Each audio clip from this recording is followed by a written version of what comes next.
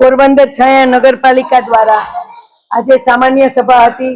એમાં 17 જેટલા મુદ્દાઓ હતા અને બીજા અધ્યક્ષ સ્થાનેથી 15 થી 20 જેટલા હતા જે વહીવટ કરતા અને બધી પ્રક્રિયા વહીવટની હોય એ હતી।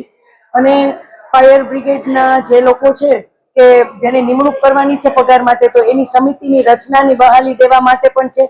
આઉટસોર્સિંગના લોકોને આપણે પગાર ન પહોંચી શકીએ એટલે સરકારશ્રી પાસેથી શ્રીનિધિ યોજના છે, તો એમાંથી સરકારશ્રી પાસેથી લોન લઈને એ લોકોને પગાર આપીએ એના માટેની બહાલી દેવાનો છે। અને ધારાસભ્યશ્રીની ગ્રાન્ટમાંથી પણ અમુક વિસ્તારમાં જ્યાં કોમ્યુનિટી હોલ, રેન બસેરા જે કરવાનું છે એ પણ આપણે આમાં વહીવટી પ્રક્રિયામાં લઈ અને આજે એનો એજન્ડા બહાર કરી અને આજે બહાલી આપવા માટે થઈને જનરલ બોર્ડમાં રજૂ કરેલું છે।